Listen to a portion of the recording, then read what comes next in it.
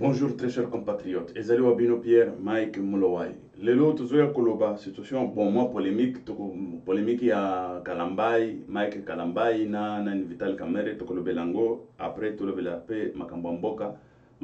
mususu. Mais situation yo tuzoye bate que se passe-t-il ou ezali na évité. Bon, tant bozomona ba photo ezasima Mike Kalambai azo prier, Mike Kalambai na mwasi na ye, eza bolingo, c'est normal. Mutu abalaki mwasi na ye et tout ça. Bon, la même mwasi azawana photo na Kamerhe. Bon, ce n'est pas aussi grave que à cause de la Kamerhe pe aza politicien à Chebiso, azali congolais, à cause de la peine ba congolais mususu sans problème ezate parce que aza mutu azana liberté na ye. Ce n'est pas que parce que abali akoki kosolola na batute. Mais une chose est que tant ba azawana azali na téléphone ye wana azo solola azozwa soki numéro ya téléphone ya Kamerhe soki nini bon problème pe ezate akozwa pe numéro ya téléphone ya Kamerhe ce n'est pas que bakome mwasi na mobile mais le grand problème c'est quoi oyebi soki okutani na Lyon ya liboso eza nini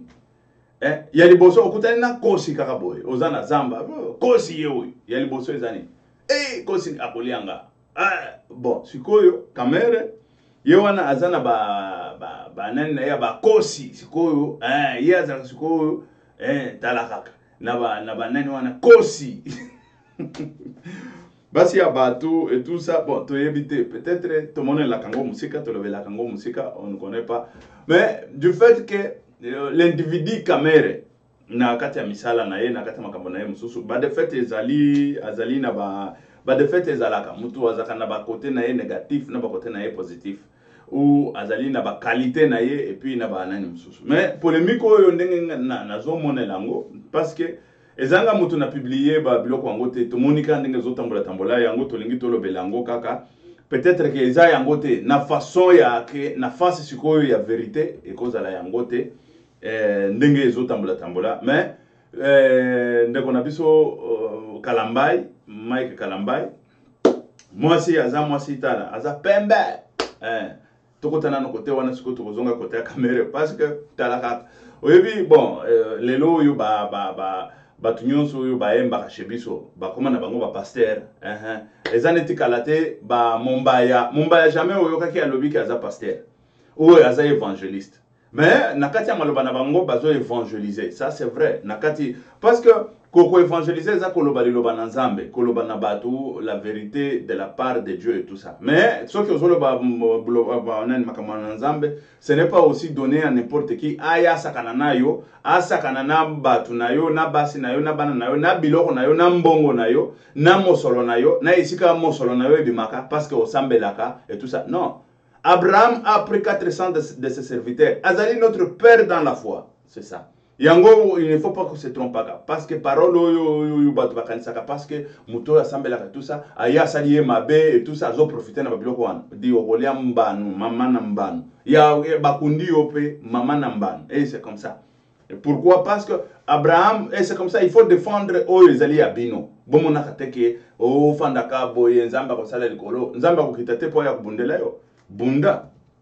mais Nzambe akosala tout bitumba na yo wana olongango c'est ça bunda mais Nzambe akozala sima na yo po olonga bitumba na yo voilà tozokende koloba situation oyo Mike Kalambai tozoka ke asalaki bazotuna ndenge nini situation oyo et tout ça azoloba non bazana bonne relation problème entre Vital Kamerhe na ye ezalité et tout ça bon ça c'est selon ndenge tomoni bakomi nga na yoka ki Kalambai azoloba na monoko na ite mais ndenge to moni bakomi parce que déjà moi bilili ezawan bon na ebité ezaba mais oyo ezaba zonzite soki zonzi soki biloko nini bato bakokanaka wana mais tanga nazotala no bato baza bango bakokanaka mais oyo mwasi ye wana zana Kamerhe ezate ke bazwi mutu ya kokana et tout ça bache et tout ça babiloko parce que tant ozotala na nani otali bien azali mwasi wana azali ye bon ce n'est pas aussi ma baie à cause de la Kamerhe. Mais, boyebi, moi, Kamerhe azana moi pour le moment. Azana moi si na ye, tu yebi ba histoire, tu yebi ba passé, tout ça. Bon, tu n'as azana ba passé, na ba histoire na ye. Mais homme politique, en tant qu'homme politique, il faut que se donne aussi un peu de discipline dans Babylone. C'est vrai que moto à cause à la que à cause bakabonaki na mwasi bazoki ba problème na mwasi bon akolo ka mwasi mususu et tout ça. Peut-être que mwasi na ya kufaki, peut-être que bakundaki mwasi na ye bon il faut azwa mwasi mususu et tout ça. Mais ce que ozokende kubima siko na ba image okende kuzwaka basi ya batu, c'est-à-dire que bazolo ba botoli mo se fulani azui mo se fulani et surtout basi ya bien ya pembe. Bon, wana ba côté ba kamera, hein, basi ya bien ya pembe et tout ça. Ça il faut que tirer attention mingi na ba situation wana. Il faut tellement que tirer attention na ba biloko wango parce que ezali ba biloko moko très nani voilà. Et c'est ça. Mais sikoyo soki toke côté pe ya ba nani Mike Kalamba parce que awa nazokende na ke côté comme Mike Kalamba na ke côté ya nani parce que wana bazola kisa soki otali na se wana azo sambela et tout ça c'est vrai sambela et tout mais ba problème ya kanango na kati ya ba faye et tout ça boyebi ba mususu ba sambela kana bango boyebi ba emenkanu boyebi makambo elekaki na faye na emenkanu wa se separa emenkanu likambo eza nini ezalaki soki ke mwasi na ye abima mutu mususu et tout ça mwasi na ye kobo babiloko ya bongo ebima ya emenkanu toyokaki yango tomonaki yango biso nyonso et tout ça pas seulement emenkanu tozokende kolobela pe situation ya nani tozo évoquer pas tokolobela yango mais tozo évoquer po tokende koyeba ke bamabala oyo pe ekotaka pe mindondo ekotaka pe eza mabala neti mabala nyonso ekotaka pe mindondo ekotaka pe ba problème ezali toloba sikoyo oyo ya aseka wana kombo na ye nani Samuel Matu soki Matu Samuel boyokaki mwasi na ye ya Matu Samuel ndenga bima na bilili apupa Matu Samuel soki ndenge nini Matu Samuel ya mwasi mususu Matu Samuel ya kima ye soki biloko nini asilisa nde kosilisa Matu Samuel asilisa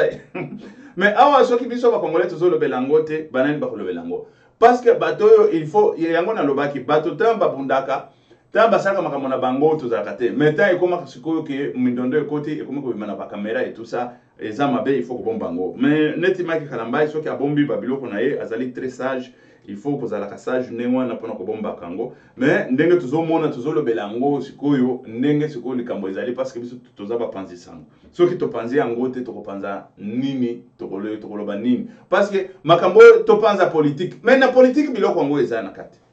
kamera aza politicien te koloba biloko te lobaka ya mboka mais eza makambo ya mboka lobi okomona soki azui mwasi ya nani omoni ya oya siliki akei kuna bitumba soki ndenge nini bon boye bisanga aza homme politique ou bien eza vie privée na ye parce que vie privée aussi il y a homme politique ezo refléter sikoyo vie réelle na ye na kati ya musala na ye parce que na kati ya musala tomonaki bilili moko ebimawa bon ya ba Shehu Kitundu là on ne comprend pas comment Shehu Kitundu aza na gouvernement tilelo parce que bango tala bilili na bango mususu deux poids deux mesures mususu azalaki soki toloba nani azalaki ministre ya nini oyo pe abimisaki babiloko tomonaki et tout ça babenganaki ye mais Shehu Kitundu babengani ye azalaki ministre ya télécommunication adjoint ya Mende bomonaki babenganaki ye mais Shehu Kitundu babengani ye te il est là deux poids deux mesures Shehu Kitundu qui est-il cet individu là c'est ça que moi j'aimerais tout d'abord comprendre c'est-à-dire que poids au Shehu Kitundu azo jouer na kati ya République wana moi j'aimerais comprendre qui est cet homme là Shehu Kitundu abimisi biloko na ye et puis il est là et puis azokende na koloba loba na ye na ba médias et tout ça sans pudeur sans honte sans quoi bana aza bon attention que balobi batetela ngo bazaka bongo na éviter batetela bazaka bongo papa wemba tomona abimisa ngo boete c'est vrai azana bana ebele bon papa Molière wa mutetela abimisa to mona parce que lobaka ba chebiso batetela donc bimisa to mona batetela bango wana bakomi ko bimisa bakomi ko sopa boule sopi ba boule awati mais sikoyo boye bisanga ke soki mutetela asopi boule ne neti Shehu Kitundu mais papa Molière pe asopa boule abimisa kaka bimisa to mona Ah, Nzambe na Kembo. Makambo eza tellement ébélé, très chers compatriotes. Biso tozawa po to éduquer bato. To ebandengeni na ko éduquer bato. Pierre Mike Mlowai est là pour pouvoir kolobana bato ke biloko eza mabe, biloko eza malamu et surtout makambo ya mabala. Et soki ke likambo yo ezali ke ndeko na biso Kalambai azana problème te na ni kamere ezali bien tozo sepelango. Parce que moi si wana ye wana azali na mobile toyebi te ndenge eza wana nayebi ko expliquer yango bien te ndenge eza wana parce que tant otali omoni eza teke o bake kozwa nani mutu moko boye oyo nani mutu moko boye oyo za nayebi te soki ndenge ni soki ndenge mais non c'est ça le grand problème yango wana bande qu'on a biso to yeba ko comprendre ba situation oyo ezoleka. Voilà, situation yango wana ezali ya ndeko na biso Kalambai na mwasi na ye. Mais jusque là tozo yeba te bolingo zo continuer Kalambai na mwasi na ye parce que baota ko bota déjà to éviter ce que ba bota déjà deuxième mois to monaki partout ezotambola Kalambai ya Bali to monaki Kalambai ya Boti to monaki na mwasi na États-Unis, une histoire comme ça na États-Unis. Mais caméra tambola mingi na États-Unis, bon mona caméra mingi na États-Unis. Bon, to yebite ezali réel ou eza réalité. Mais tant sikoyo ko koma réel. Awa nga nazo ko loba selon ba biloko to moni. Mais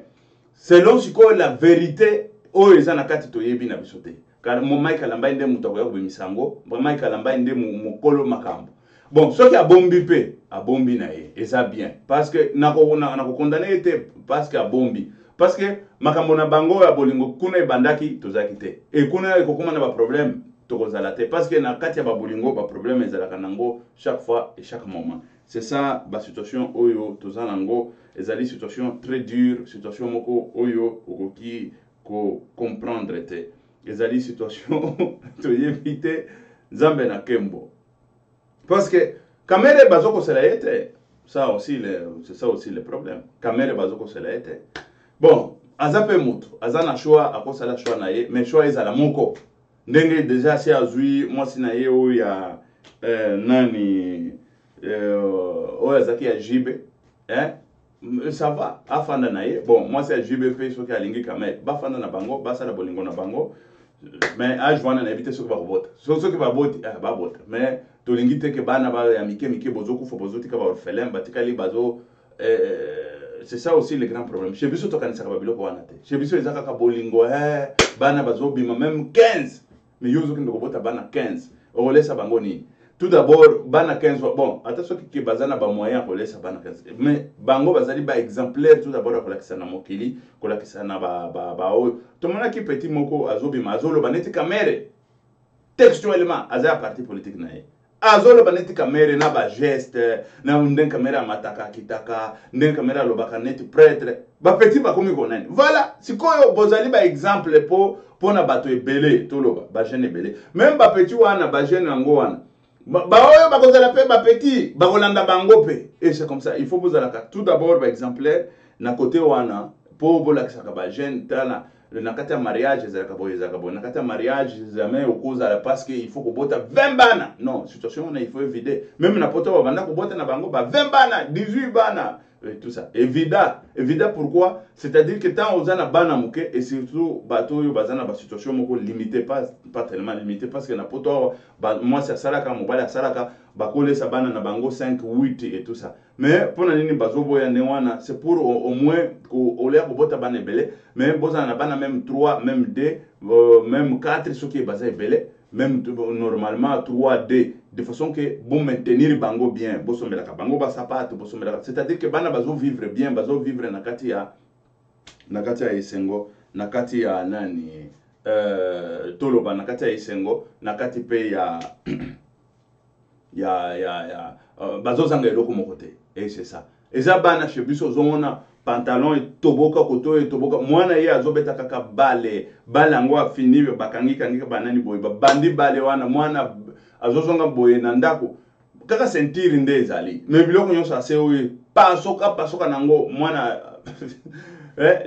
avivaka ne wana sikoyo ozotuna baparent mais bino boboti bana ebele boye pourquoi kana na kati ya bana oyo bamosusu bakobima badocteur bamosusu bakobima babandi bamosusu bakobima baneni bareceveur bamosusu te bango nyonso ta bakobima bao bakoedenga bon c'est ça aussi parce que situation wana ezaka na Afrique te même en Amérique latine c'est-à-dire système ya pension eza nango te bana nde bazokipe baparent na bango mais bana soki oboti bango même de oedike bango malamu bakozwa yo pe en charge malamu soki oboti bango même 3 ozwi bango en charge malamu koedike mwana c'est quoi kolakisa ye ki responsabilité koedike c'est-à-dire construire ye et tout ça mwana mizwa en charge ta mwana komizwa en charge bokomona ndenge makambo ekokoma bien même pona baparent ata soki ke bokomi na bino bamibange bokomona ndenge bakozwa bino en charge parce que tomonaka kuna chez biso bato bazozwa bato en charge peut-être kozala deux seulement na ou 3 na famille mususu wango eza même bango baparent nde il faut bazwa bana bazwa baparent en charge mais baparent nde bakomi kozwa bana en charge na Afrique wana ozomona parents ota anzalaki nano jeune asomba bamapango na ye asomba banani na ye siko bana batikali kaka biloko eloko moko te et tout ça bafandi kana bamapango ba parents na bango bakomi ko bota kana tomona kango surtout ya basi même na mebale yango akomi ko botisa ka basi asala ka même famille na ye te akomi kaka mboko oyo banda ko kanisa ka déjà eloko nini okosala et c'est ça ozomona mboko oyo ozana basi soki 8 bon oyo na 3 bana oyo na 2 bana na yo oyo na mwana moko mais dis-moi c'est quoi ça il faut que vous allez appeler exemplaire bakote wana tozala ka moi désordre te désordonné net bantaba ou ba même ou batumoko boye sans valeur sans nani c'est ça ba situation oyo tozana ngo oyo tokopesa net ba caméra wana il faut ko pesa ka bango toli de façon que ba kanzela nini ya Hollande ezateke mutuna c'est vrai que balingani na bango ce n'est pas parce que aza moi si ajibe bon pas parce que aza moi si kitoko parce que kitoko pe baza ebele moi si ajibe pe bon to éviter amida ndenge akenda sango amida machin ce n'est pas parce que aza moi si kaka aza amida non akoza la pe moi si mususu to tiake abali azui pe moi si mususu et tout ça mais ce que ozui moi si mususu ça là de façon que et comment neti biloko moko boye exemplaire et tout ça ce n'est pas que obeta kalisu na moi si ya moninga chaque fois bakobanda sikoyo kususpecte yo et surtout soki likambo ya boye bimike azana mwasi ya kalambai ndeko bato bakomi kobanga ekozala eloko ezate mais kobanga déjà si ekote communauté bandi ko bouger kamere na mwasi ya mai kalambai pourquoi parce que mwasi aza kitoko mwasi aza bien et tout ça soki botali bien na basi belé mwasi ya biso ya nani ya Werason mwasi ya Werason mindondo ezalaka bazaka na problème na bango na Werason et tout ça mais jamais bosubo yoka mindondo ya désordre ndenge wana aza mwasi moko a se respectaka je pense parce que ceux qui Werason bafandi na eti lelo okoyoka jamais ni à gauche ni à droite bon mindondo na foyer ezalaka bitumba ezalaka ça toboyite mais bitumba ya désordre wana mwasi ya Werason abimana nani c'est ça kokende kuluka basi kaka mwasi ya pembe ya kitoko et tout ça na lobite ke basi ya pembe baza mabe bango nyonso basa kitoko baza mabe bango nyonso non moi exception wana ya mabe wana sikoyo bokomi kofanda asali boy asali non mwasi aza mwasi ezaki pembe na yete ezali kitoko na yete ezali mulai na yete ezali munene na yete mais mwasi azali oyo azali na kati ya nzoto soki omoni mwasi ke bofandi na ye aza bien azala mabe ndenge bamosusu bazobenga ye mabe mais yo omoni ye malamu tiktia ye na ndako fanda na ye kokende koluka mindondo te à gauche à droite ozokende koluka mindondo à gauche à droite et tout ça c'est ça ba situation oyo tozaki nango pona sikoyo de toutes les façons je suis bazo benganga je suis en direct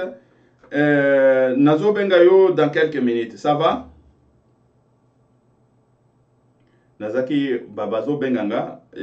na téléphone là tozana émission na ebisi na robenga ye après émission voilà situation yango wana oyo tozana ngo yake mwasi ya Mike Kalambai na Vital Kamerhe là tomonike situation ezali wana situation et comment moi mobulu bon to éviter eza mobulu o eza mobulu te c'est ça mais communauté zoningana awa tozoloba la communauté bouge la communauté est en train de bouger. Parce que bayebi bon Kamere siko alakisa côté naye faux côté naye à côté abasi.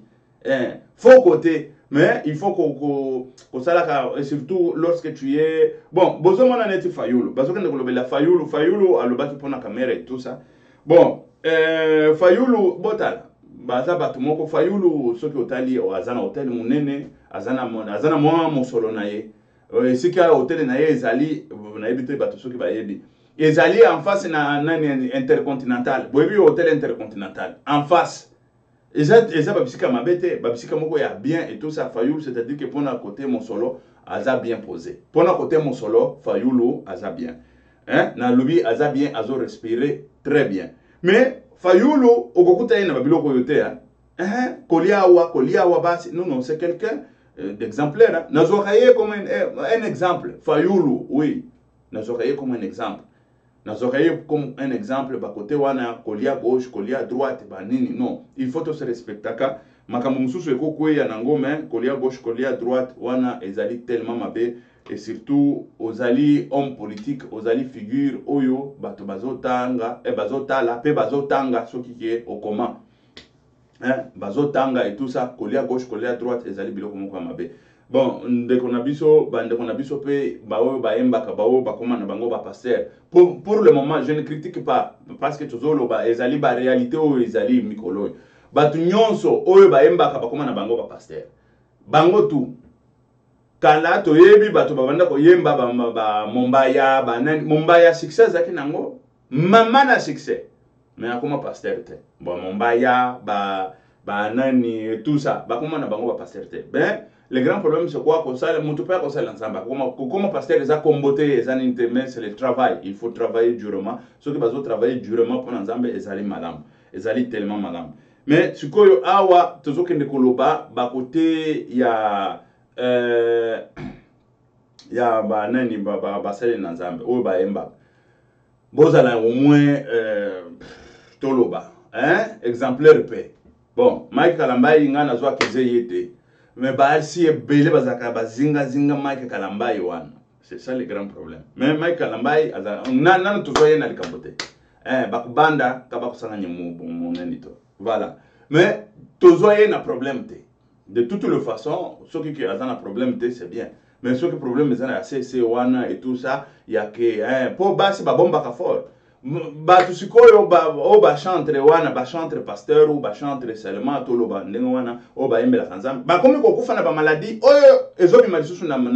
minoko ba tute tozoye bate akufi nini azo kufa jeune 42 ans 40 ans muto akufi ozo kufa na 40 ans 42 ans mais sikoyo okufi maladie nini tozoye ba kate ba ebisa biso nani oyo ya mwasi oyo akufaki nani Marie Misam akufaki na maladie nini toyeba kate muto ebi abimisa biso parce que biso toza ba penser sango il faut toyebaka mutu na biso akufi nini mutu na biso nini atakaki ye mutu na biso ezali nini et c'est comme ça comment se fait-il que mutu na biso akokufa oyo azali munene oyo batu balandaka tolandaka ye matin midi soir akufi na maladie ezateka akufi na accident de circulation parce que il faut toyeba cause ya la mort ya nene pourquoi toyeba ba cause ya la mort ya ba nani bande kona biso wana te c'est parce que il y a un grand problème le problème c'est quoi batambola kaboy gauche droite c'est vrai batu toza batu biso nyonso toza batu tosala pe ba masumu ce n'est pas que tozo condamner bango ne basala ba masumu biso tosala ba masumu te non toza batu tosala ba masumu toleka banzela mabe toleka pe banzela malamu et tout ça tosenga ba bolimbi sinzambe ndaza saint le seul saint mais le grand problème est que mutu soki akufi ezali na maladie ya sonite ezali na maladie oyo ya lokumu te boyebisanga maladie ya lokumu boyebisanga kombo ya maladie ya lokumu moko oyo akufaki na maladie ya lokumu oyo akufaki na maladie ya soni parce que tamba lobaka maladie ya soni bazomona sida bazomona voilà babiloko ya bongo mais boyebisanga la maladie ya lokumu mutu akufaki na maladie ya lokumu malaria malaria ekomi maladie ya lokumu bon nani toloba maladie ya lokumu eza nini obésité mutu akomi obèse mutu akomi obèse nde maladie ya lokumu yango wana mais non maladie ya lokumu yango wana te de toutes les façons to ba ke maladie à lokumu ezali wana te maladie à lokumu maladie à lokumu ezali ya maladie à lokumu ezali ouais nazo benga yo hein sikoyo etikali moi 5 minutes nasilisa émission na benga yo voilà bon excusez-moi très chers compatriotes parce que on m'appelait je suis en direct on est en train de m'appeler bon excusez biso très chers compatriotes ouais bozomona nani maladie à lokumu ezalaka te oh bon obésité toloba chez biso parce que mutu akomi obèse parce que chez biso koya munene libumu ebimi tout ça nde lokumu yango wana ozoka Zakaria zokolo ozomona libumu nanga te ke na santé à bien eza kozala na libumu te santé à bien ezali kozala munene te obésité non santé à bien kozala mutu muke mais azana santé à bien mutu muke et surtout batu mike bazala na santé à bien et puis batambolaka bien bazo peser bien bazana problème ya motema te parce que batu minene wana bazana ba problème ya mitema bazana ba problème ya mafuta eza ebele na nzoto circulation ya sang eza tellement mabe bazali na ba biloko kirikiri toloba okomona motema soki ndenge c'est ça sikoyo koya munene chez biso nde lokumu sikoyo maladie ya lokumu yango wana akufi munene neti pepe kale toloba pepe kale akufaki maladie ya lokumu parce que munene lekaki bozo comprendre que ezali na ba biloko mususu chez biso bato balobaka ezanga sens ezanga nani et tout ça ezanga nango sens que mutu akufi na maladie ya son mutu akufi na maladie ya lokumu mutu azana AVC maladie ya son vous êtes malade eza maladie ya sanitaire yango moi bozomona neti nani bishop archbishop Coutinho boyebi ke bishop archbishop Coutinho azali frappé na maladie abando bundela Congo to yebi yango nyonso c'est un brave nalobaka na mutu wana c'est un brave je l'ai toujours dit et quand je me réfère à mutu wana nayokaka neni parce que lorsque moi j'étais à Kinshasa na banda ko kulinga bishop oyo to sala neni po abim et tout ça boyebi to banda sala ba marche awa na poto et tout ça bishop Coutinho maladie ezuye on eza maladie sanitaire wana nga kutunga na koloba ke eza maladie ya lokumu parce que il luttait pour notre pays il luttait pour son peuple il luttait pour tout un peuple toute une nation quel que soit côté à santé ndenga zalaki ce qui azalaki libre je ne pense pas que ma maladie wana et cause là et attaqué mais et quoi attaquer parce que zaka maladie moko héréditaire tout loba ma maladie moko héréditaire et quoi attaquer mais ce qui va intervenir le plus vite possible beaucoup mona peut-être que et loko wana à côté la bonne côté et ça c'est normal parce que ebele ya biso nengo totambola kabo to zaka na maladie wana na banzoto na biso to yebaka te ebele ozoloba na yo azana AVC mais yo yebite ke ozalaka na ngone AVC ezana nzoto na yo mais nano yataka yo te ebele boye tozalaka nango mais et se manifester na note mususu pe akoza nango e ko se manifester te tina ndenga kukufa mais ezaka na nzoto et se manifester te mais sikoyo ekoki okende ko se manifester na bana na ye ou na ba petit fils na ye ou ba petit fils na ye pourquoi parce que yo kokobari na bango zaki nango mais se manifester kite ekokende ko se manifester na bana ou ba petit fils et c'est comme ça mais sikoyo ba maladie wana ezalaka na ba o ba bengaka banani moko préventif c'est-à-dire ba soin moko préventif ba soin wana nde ezo sala de façon que mutu achité te et c'est ça. Et surtout ceux qui attaquent Moutou, c'est-à-dire que va diagnostiquer en avant, ceux qui va diagnostiquer que vous avez la maladie il avait cette possibilité, notre Coutinho. Il avait cette possibilité que peut-être que va pas diagnostiquer en avant, tant il s'est net attaqué va diagnostiquer comme la bakisi et qu'on attaqué était nandengeti à Olongana Mabelo. Et c'est ça. Mais à Koufeli, Makamboka, Koufeli, Abanda Koufela Makamboka, Azali vivant, non, non, profité. Abanda Koufela Makamboka, Abanda Koufela Biso peuple. Ça, le sac. Nande qu'on a vu ce Coutinho, le sac. Mbongo bazo yiba na République démocratique du Congo, ils ont qu'à gauche à droite, ils ont s'évaporé, bazo le baté. Wana tolebe la kangote. Yango tozoya koloba, mbanani, bande qu'on a vu soyo, et surtout Mike Kalambay. Ils ne doivent pas être opportunistes aussi. Ils sont congolais. Pas passeport congolais. Les lois, moi, c'est un passeport américain et tout ça. dit elle est congolaise. Ça c'est la première des choses. Passeport américain et ça parce que parents naie babotaki kuna soki akendaki kuna bazwa nationalité tout ça. Ouais. Mais elle est congolaise. La première des choses est que boye banana mabele na bino même Israël tant bazalaki na kata captivité babanda ko sambela pona Israël.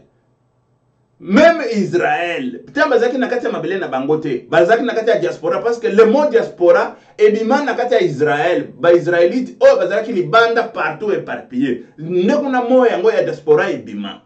Ils priaient pour leur patrie. Mais biso, c'est-à-dire que Moutouazana Kine, ah, nami mboko ya, c'est ça la solution. Ceux qui abimi, accueilli, libellent. Mboko ezambo kofanda ta, abimi, c'est ça la solution chez nous. Ce n'est pas ça la solution. Ah, vous devez le savoir, ce n'est pas ça la solution. Il faut lutter pour l'amboka na biso, bambongo ya bamal, oyo ezo kende ezo s'évaporer kuna. Na kotie la bino babilili à la prochaine pona bambongo ya bamal ya babilili oyo ezo kende kuna. Tozoya, c'est-à-dire na minute oyo tokoyeba ndenge nini ya kosala. Problème yango wana, bitumba ezali ya biso nyonso. Na ko prier pe na ko bunda de façon que bato nyonso bakoma bien, batonga ba hôpitaux pona bato nyonso. Bakangaka bato te parce que azana opinion na ye politique basala ye ndenge basala ki Coutinho mais c'est un grand Coutinho basala ye ndenge basala ki Coutinho te bana ni bazongisa c'est-à-dire que la liberté d'expression na kati ya mboka mutu soki ke alobi on va sauver la République démocratique du Congo où est le problème awa tomana kana poto bato bazo liberté bazana kata captivité te mais c'est parce que bamoni likambo moko boye ezo se pesa bango te bazo kende ko marcher bazo kende ko nani awa na poto pe ezalaka ezalaka il faut chez biso pe ezala bongo et tout ça batia kabatu na mwasi oyo ya mopagano ya Olive Lembo. Ce qui moi soit na banda ko samela nzambe ya solo mbele batika Coutinho depuis kala. Comment tu peux contenir que batia Coutinho? C'est vrai que ndenge moyibi eza na mboka wana mwasi wana pe moyibi alela ko yiba ka bambongo et tout ça, c'est ça le grand problème. Problème na eza nini o bazo toucher na ba intérêt na biso. Eza intérêt na yote eza intérêt ya République démocratique du Congo et c'est ça. Au moins ceux qui bayaki ko toucher na musala na yo makambo salaka, c'est droit na yo bazo ko longola yo yango là tu peux lutter pour ton droit. Mais ça, c'est le droit de la République démocratique du Congo, besoin confisqué. C'est ça aussi le grand problème. Besoin confisqué, droit de la République démocratique du Congo, n'a pas beaucoup nabino. Mais cette fois-ci, peuple na Zambé, je pense que bakozo moi sens et responsabilité, il y a baibake la République démocratique du Congo nous appartient tous, tolité en autorité de façon que tout comme bien, tout on gagne batongi na poto, que Dieu vous bénisse, que Dieu soit avec vous. OK, merci, ciao.